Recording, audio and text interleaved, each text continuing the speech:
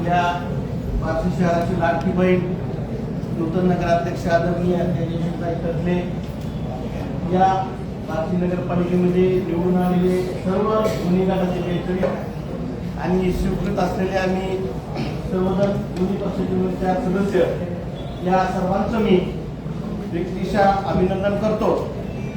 आणि बार्शीकरांनी जो पुन्हा एकदा आदरणीय राजभाऊ राऊत यांच्या नेतृत्वावरती विश्वास टाकला आणि नगरपालिकेमध्ये भारतीय जनता पार्टी आणि शिवसेनेची सत्ता दिली, त्याबद्दल मी संपूर्ण बार्शी शहराचं या बार्शी शहरातल्या नागरिकांचं मनापासून आभार व्यक्त करतो।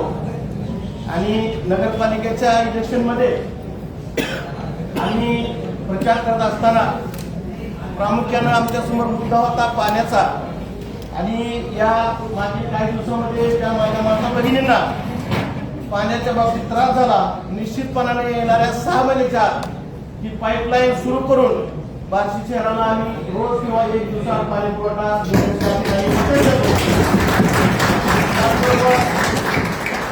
आपण मागच्या 5 वर्षामध्ये आणि 4 वर्षाच्या कालखंडामध्ये या बार्शी शहरामध्ये राजभाऊ यांच्या माध्यमातून अनेक विकास कामं केली। आज तुम्ही परांडा रस्ता बघितला, उटवाडी रस्ता चालू आहे, उपळा रस्ता बघितला असेल, अलीपूर रस्ता, स्मशानभूमीकडे जाणारे रस्ते, यानंतर बार्शी शहरामध्ये बगीचा, त्याचबरोबर शिवसृष्टी, एक बार्शी शहराला देखणा स्वरूप आणणारी एक शिवसृष्टी या बार्शी शहरामध्ये उभं राहिली। आणि भविष्यामध्ये सुद्धा अनेक महापुरुषाचे पुतळे उभा करण्याचा राजभाऊचा मानस आहे।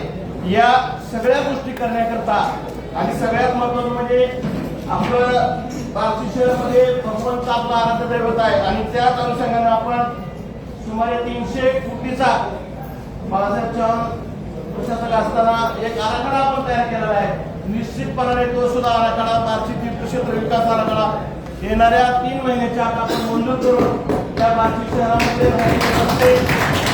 आपल्या भगवंत परिसराचा जो भाग आहे तो निश्चितपणाने सुशोभीकरण करून या बार्शी शहराला नवी दिशा, विकासाची दिशा, कारण संपूर्ण महाराष्ट्रामध्ये राजभाऊला विकास पुरुष म्हणून ओळखलं जात आहे।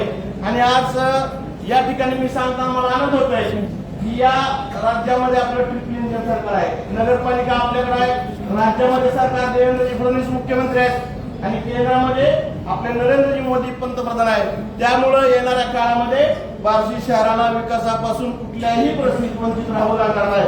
या ठिकाणी मी सर्व माझ्या विरोधी नगरसेवक बंधूंनाच विनंती करेन, निश्चितपणाने तुम्ही मगाशी अभिवचन दिलं या बार्शी शहराच्या विकास बाबतीत आम्ही तुमच्या खांद्याला खांदा लावून काम करेन। मी तुमचंही मनापूर्वक आभार मानतो आणि इथं पुन्हा एकदा मी सभागृहात जमलेल्या सर्व पत्रकार बंधू भगिनी आणि सर्व नूतन नगरसेवक आमच्या नगराध्यक्षांना मनापासून शुभेच्छा देतो आणि थांबतो। जय हिंद, जय भारत।